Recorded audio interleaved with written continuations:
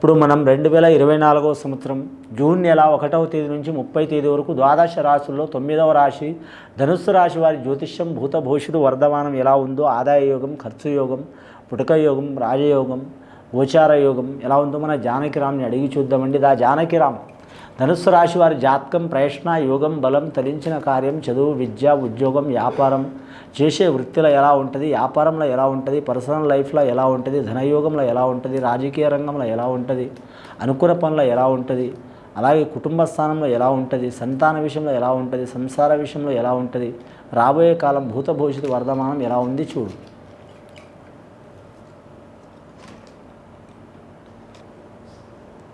ముఖ్యంగా జూన్ 1వ తేదీ నుంచి 30వ తేదీ వరకు 2024వ సంవత్సరం ధనుస్సు రాశి వారి జాతకంలో వచ్చిందండి. వినాయకుడు, విఘ్ననాయకుడు, ఏకదంతుడు, విఘ్నేశ్వరుడు వచ్చిండు. అలాగే విష్ణు, ఈశ్వర్, బ్రహ్మ త్రిమూర్తులు వచ్చిండ్రు. అలాగే వారి జాతకంలో షిరిడి సాయిబాబా వచ్చిండండి. అలాగే వారి జ్యోతిష్ శాస్త్రంలో చూడాలంటే రాముడు, సీతారాముడు, అలాగే వారి జాతకంలో జ్యోతిష్యంలో చూడాలంటే మాత్రం ఓంకారేశ్వరుడు వచ్చిండు. ముఖ్యంగా వారి జాతకంలో శంకరుడు, పార్వతి, వినాయకుడు వచ్చిండు. వీరి జాతకంలో చూడాలంటే మాత్రం ధనుస్సు రాశి వారికి ఆదాయం 11, ఖర్చు 11 ఉందండి. సాయం చేసేది 4, ఇబ్బంది పెట్టేది 7, 3 ఎగస్ట్రా ఉన్నారు. వీరి జాతకంలో 3 ఇబ్బందులు పెట్టేది ఎక్కువ ఉన్నది వీరి జాతకంలో. వీరి జ్యోతిష్యంలో చూడాలంటే మాత్రం ఇప్పుడు నడుస్తున్న ఘడియను బట్టి వారికి శని చాలా అద్భుతమైన యోగంలో నడుస్తుంది. శని 3వ స్థానంలో నడుస్తుందండి. కలిసి వచ్చే యోగం ఉంటుంది. ముఖ్యంగా స్త్రీలకు కూడా కలిసి వస్తుంది, పురుషులకు కూడా కలిసి వస్తుంది. కుటుంబ స్థానంలో మాత్రం గురుబలం ఉంది కాబట్టి వీరికి ఎక్కడ పోయిన మాట చెల్లుబాటు అవుతుంది. అంటే ఈ ఒక్కరి మాటతో నలుగురికి సాయం పొందే అవకాశం ఉంది. అలాగే వీరు చేసే పని ఏదైనా సరే మాత్రం వారు చేయి పెట్టాం కానీ మాత్రం చాలా వరకు ఎసుంటి ప్రాబ్లం ఉన్న తొలగిపోయే అవకాశాలు ఉన్నాయి. దృష్టి దోషం అధికం ఉంటుంది. దయ్యం, భూతం, మంత్రం, తంత్రం, చెడుపు, చేతబడి కంటే నరదృష్టి ఎక్కువ అంటారండి. అందుకని మనసొమ్మైనా సరే దాచిపెట్టుకొని తినాలంటారు. అందుకని ఒక్కొక్కరు కన్ను బాగుండదు, ఒక్కొక్కరు నోరు బాగుండదు అంటారు. దాని వలన మాత్రం కొద్దిగా దృష్టి దోషం అధికం ఉంటుంది. కాబట్టి కలియుగంలో దయ్యం, భూతం, మంత్రం, తంత్రం, చెడుపు, చేతబడి కంటే దృష్టి దోషం ఒకటి, రెండవది మాత్రం నరదృష్టి ఒకటి, మూడవది వీరి జాతకంలో చూడాలంటే మాత్రం చాలా వరకు ఇబ్బంది పెడుతున్నాయండి. మూడవది గ్రహబలాలు, వాస్తు దోషం, దృష్టి దోషం, నరదృష్టి, గ్రహబలాలు, ఈ 3 ఇబ్బంది ఎక్కువ పెడితే వీటిలో మిక్కిలి దోషం, దృష్టి దోషం ఎక్కువ ఉంటుందండి.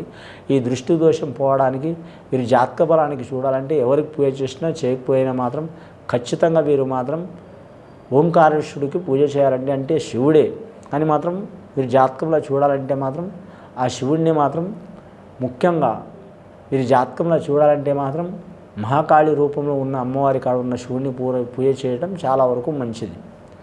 అంటే ఆ శివుడి స్థానంలో మాత్రం ఉండే అమ్మవారులు ఒక్కొక్కరు శాంత స్వరూపంలో ఉంటారు, ఒక్కొక్కరు ఉగ్ర స్వరూపంలో ఉంటారు. ఆ స్థానంలో పూజ చేయటం చాలా మంచిది. ఖడ్గమాల సూత్రం చేయటం చాలా వరకు మంచిది. అలాగే వీరు జ్యోతిష్యంలో చూడాలంటే మాత్రం సిద్ధగంధం కూడా ధరించడం చాలా వరకు మంచిది. గంధం విడుతున్న పెట్టుకునేదండి గంధం, సిద్ధగంధం చాలా వరకు మంచిది. అలాగే సరస్వతి సూత్రం చదవటం విద్యార్థులకు విద్య విషయంలో కలిసి వచ్చే అవకాశం ఉంటుంది. అలాగే విద్యార్థులను కూడా కలిసి వచ్చే అవకాశం ఉంటుంది. అలాగే మాత్రం విష్ణు సహస్రనామాలు చదవటం కూడా కలిసి వచ్చే అవకాశాలు ఉంటాయి వీరి జాతక బలంలో. వీరి జ్యోతిష బలంలో మాత్రం అలాగే మాత్రం లలిత సహస్ర హోమ నామాలు చదవటం కూడా చాలా వరకు మంచిగా ఉంటుంది వీరి జాతక బలంలో. వీరి అన్నదానం, గోదానం, భూదానం, వస్త్రదానం ఏదైనా చేయొచ్చు. వీటిలో మాత్రం అన్నదానం మాత్రం అన్నిటికంటే వీరికి మంచి ఫలితం ఇచ్చే అవకాశం ఉంది. మూల నక్షత్రంలో జన్మించిన వారు, సరస్వతి నక్షత్రం జన్మించింది ఆ మూల నక్షత్రంలో, ఆ మూల నక్షత్రంలో జన్మించిన వారు అన్నదానం, గోదానం, భూదానం, స్వర్ణదానం, వస్త్రదానం ఏదైనా చేయొచ్చు.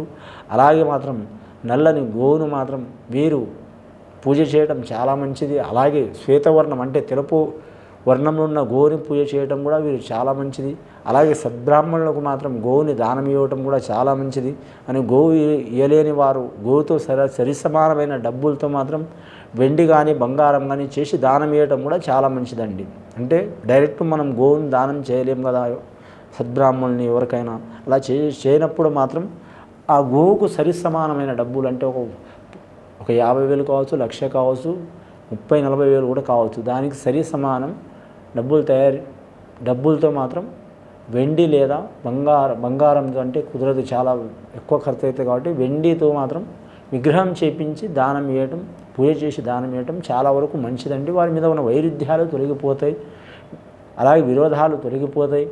కుటుంబంలో మాత్రం అన్ని విషయాల్లో కలిసి వస్తుంది, రాజకీయ రంగంలో కలిసి వస్తుంది, సంతాన విషయంలో కలిసి వస్తుంది. అలాగే వీరికి చేసే వ్యాపారంలో మాత్రం కలిసి వచ్చే అవకాశం ఉంది. సత్యం గల దేవుడు ఆ సత్యనారాయణ స్వామిని దర్శనం చేయడం కూడా చాలా మంచిది. ఇల్లు కట్టాలన్నా, పెళ్లి చేయాలనుకున్నా, లేదా వారి ఇంట్లో ఇల్లు కట్టాలంటే ఆటంకం రావటం కానీ, పెళ్లి చేయాలంటే ఆటంకం రావటం కానీ, సంతానం కలిగినందువలన ఇబ్బందులు రావటం కానీ, గృహవాస్తుపరంగా ఇబ్బందులు రావటం కానీ, ఇంట్లో శుభశకునాలు జరగకపోవటం కానీ, మనశ్శాంతి లేకపోవడం కానీ, ఒకరి మనసులో ఒకరు లేకపోవటం కానీ, అందే పని అందకుండా, అయ్యే పని అవ్వకుండా, ఇల్లు చూస్తే అడివి, అడివి చూసి ఇల్లు, ఇలాంటి సంఘటనలు జరుగుతున్న వారు సత్యనారాయణ స్వామి వ్రతం చేయడం చాలా వరకు మంచిది. అలాగే వీరు జ్యోతిష్యంలో గోమాతను పూజ చేయడం చాలా మంచిది. సద్బ్రాహ్మణులు చెప్పినట్టుగా వీరు పూజలు పాటించడం చాలా మంచిది. వీరు జ్యోతిష్యంలో వేరే దేశం, వేరే రాష్ట్రం, వేరే ప్రాంతం వెళ్ళాలనుకునే వారు కూడా మాత్రం మంచి ఫలితాలు కనబడతాయి. రాజకీయ నాయకులకు తిరుగు ఉండదు వీరి పేరు మీద. కళాకారులకు పట్టిందల్లా బంగారం ఉన్నట్టు ఉంటుంది. గత కొన్ని సంవత్సరాల నుంచి చిక్కులు, చికాకులు, దారిద్ర్య బాధలు పడుతున్నవారు, కళాకారులు, నటీనటులు కావచ్చు, సంగీత కళాకారులు కావచ్చు, అలాగే క్రీడాకారులు కావచ్చు, దర్శకులు కావచ్చు, నిర్మాతలు కావచ్చు, డైరెక్టర్లు కావచ్చు, అలాగే సాంకేతిక నిపుణులు కావచ్చు, సంగీత కళాకారులు కావచ్చు, గీత రచయిత రాసేవారు కావచ్చు, గాయకులు కావచ్చు, వీరికి గవర్నమెంట్ పరంగా, ప్రైవేట్ పరంగా వీరికి మంచి యోగ బలం కలిసి వచ్చే అవకాశాలు ఉన్నాయి. వీరి మీద ఉన్న దూరదృష్టితో ఉన్న దరిద్ర బాధలు కూడా తొలగిపోయే అవకాశాలు ఉన్నాయి. అలాగే పెద్దల ఆశీర్వాదాలు వచ్చిన జరిగే అవకాశం ఉంది. వీరి జాతకంలో చూడాలంటే మాత్రం ఆ సరస్వతి మాత కటాక్షం, అలాగే లక్ష్మీ కటాక్షం కూడా కలిగే అవకాశం ఉంది. సరస్వతి మాత కటాక్షం కలగటం అంటే మాత్రం విద్యాపరంగా మాత్రం వీరు చేసే పని పరంగా కలిసి రావటం, ఏ పని చేసినా క్లియర్గా కావటం. లక్ష్మీ కటాక్షం జరగటం అంటే వీరికి అవసరం తగ్గట్టు వీరికి ధనం అందటం, అలాగే వీరితో వేరే వారికి మంచి జరగటం, శుభకార్యాలు జరగటం, ధనం టైం చేతికి రావటం. అలాగే వ్యాపార విషయం అయితే వ్యాపారంలో కలిసి రావటం, మనశ్శాంతి ఉండటం, తినే అన్నం ఒంటికి పట్టడం, అలాగే వీరి మాట నుంచి 10 మందికి మేలు కలగటం, ఆశీర్వదనాలు పలకటం. అలాగే వీరి జ్యోతిష్యంలో దొంగల పోయిన, దొరల పోయిన, తక్కువల పోయిన, ఎక్కువల పోయిన నెగ్గి రావటం, ఇలాంటి సంఘటనలు జరిగే అవకాశాలు ఉన్నాయండి. ముఖ్యంగా ఈ రాశివారి జాతకంలో చూడాలంటే వస్త్రాల్లో ఏ వస్త్రమైనా మంచిదే. వారంలో గురువారం చాలా మంచిది. దిక్కులో పడమర దిక్కు చాలా మంచిది. పూర్వాషాఢ నక్షత్రం వారికి మాత్రం ఉత్తరం దిక్కు చాలా మంచిది. శుక్రవారం మంచిది. మూల నక్షత్రం వారికి చూడాలంటే మాత్రం పడమర దిక్కు చాలా మంచిది. గురువారం చాలా మంచిది. అంశబలం మంచిగా ఉందండి. ఖచ్చితంగా మంచి ఫలితాలు కలిసి వచ్చే అవకాశాలు ఉన్నాయి. ఇది విని చూసి ఆచరించే వారికి, ధనుస్సు రాశి వారికి 2024 సంవత్సరం జూన్ నెల 1వ తేదీ నుంచి 30వ తేదీ వరకు మంచి యోగ బలాలు కనబడే అవకాశం ఉందండి. శుభం భూయాత్.